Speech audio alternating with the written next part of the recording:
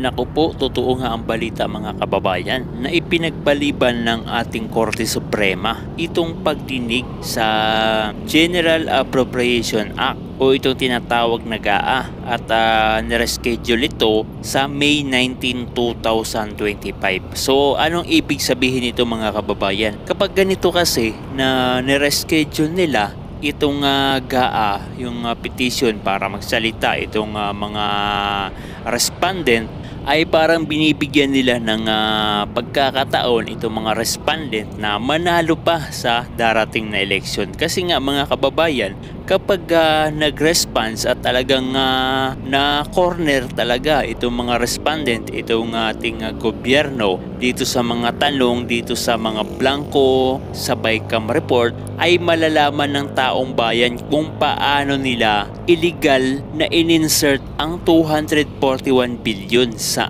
ating national budget. At kung magkataon, ito po ay makakasira sa kandidatura ng Alyansang Bagoong na Pilipinas. Kaya sa tingin natin mga kababayan kong minamahal, ito po ay ginawa nila para posibleng manalo talaga. May chance manalo ang mga kandidato ng Alyansang Bagoong na Pilipinas.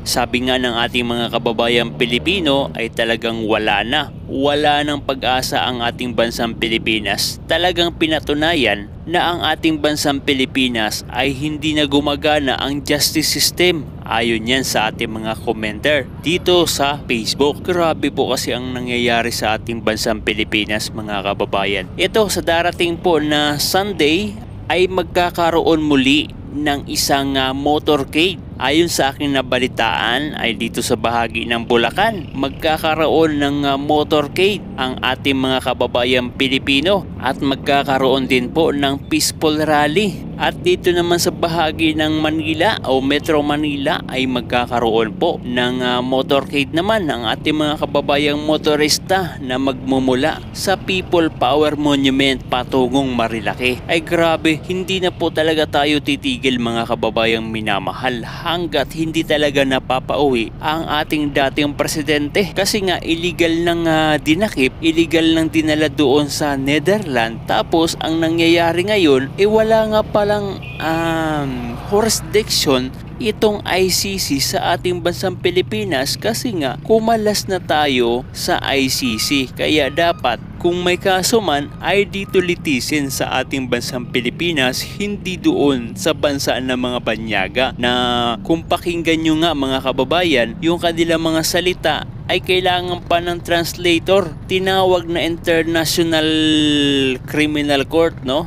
International, ibig sabihin dapat gumagamit po sila ng international language. Ito po ay English. Pero bakit hindi po sila gumagamit ng English? So mahihirapan yung mga magta-translate kasi posibleng yung mga translate ay maiba mga kababayan. Maiba yung interpretation sa mga translation. At eto pa mga kababayan, yung mga kaso o nagfile yung ating magkakapatid na Duterte, itong si Kitty Duterte, Paulo Duterte at Sebastian Duterte, nagfile sila sa Korte Suprema para pagpaliwanagin itong mga respondent. Ang nangyari mga kababayan ay talagang binaliktad. Ang magpapaliwanag na ngayon itong si Kitty Duterte, si Paulo Duterte at si Sebastian Duterte, sila na ngayon ang pinagpapaliwanag ng ating Korte Suprema. So parang nangyari, binabaliktad ng ating Korte Suprema.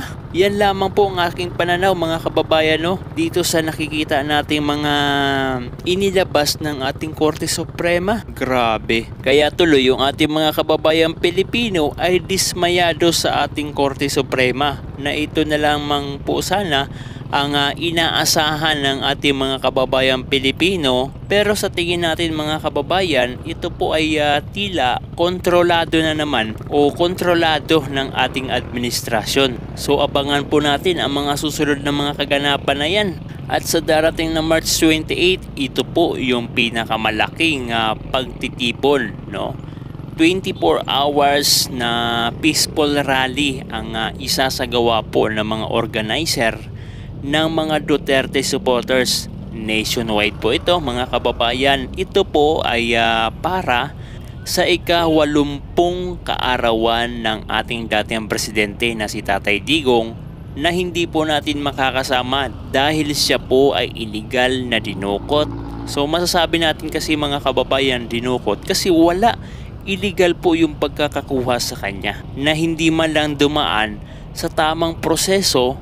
Basta na lamang po siyang kinuha, dinala sa airport at dinala patungong The Hague, Netherlands. So illegal po yung pagkakakuha sa kanya. So hindi natin siya makakasama sa March 28. At sana ang ating mga panawagan, mga kababayan kong minamahal, na sa gagawin natin ito na pagkakaisa sa March 28, 2025, ito po ay maging good. Ito po ay sana ay maging sinyalis para makauwi na ang ating dating presidente. At kung may kaso nga sila, dapat dito sa ating local court, dito po sa ating bansang Pilipinas, litisin, hindi doon sa ibang bansa na hindi nga natin maintindihan yung kanila mga sinasabi. Islang na malalim pa yung English, ay kawawa po, no? Kumaga tunga lang yung ating mga kababayan Pilipino, hindi nila maintindihan kung ano yung mga sinasabi nito mga banyagang puti. Kaya lamang mga kababayan, kung may kaso man sila, hindi nila maisasampa dito sa ating bansang Pilipinas dahil nga wala ngang ebidensya. Ang ebidensya na kanilang pinipresent, no, mga kababayan, ay si Allen Sheila, merong present silang namatay sa hazing, merong namatay dahil dun sa mga sakit, at yung mga pamilya na inilagay nila, yung mga picture, no, ay nag-complain yung mga pamilya. Bakit nila inilagay yung mga picture doon na hindi naman sila related doon sa sinasabing extrajudicial killings ng dating administrasyon, no? Grabe, ano ba itong nangyayari sa ating bansang Pilipinas? Tanim ano ba ito? Tanim ebidensya, mga kababayan? Kaya upang tumatag pa at lumakas pa ang depensa ng ating bansa laban sa mga korap na mga opisyalis katulad po ng sinasabi ni Tatay Digong, ay suportahan po natin mga kababayan itong PDP laban. Ito po ay opisyal na inendorso ng ating dating Pangulong Duterte. Siya mismo ang pumili nito. Ibig sabihin nito mga kababayan ay talagang may tiwala siya sa mga tumatakbong senador na ito dahil karamihan dito ay mga abogado at talagang hindi basta-bastang mga politiko at hindi basta-bastang tao, talagang may puso at talino. Tapang din mga kababayan para ipaglaban ang tama. Nandyan si Attorney Jimmy Bondoc, Congressman Rodante Marcoleta, Senator Bongo, Senator Bato de la Rosa, Attorney JB Henlo, Attorney Vic Rodriguez, Philip Salvador, nandyan din si Pastor Apollo Kibuloy, maging si Raul Lambino, at isama na rin natin mga kababayan si Dr. Richard Mata. At nasa inyo pa rin ang magiging decision kung sino ang iboboto nyo ngayong midterm election. Pumili tayo ng tama, huwag yung kandidato na namimigay ng pera dahil hindi yan tama.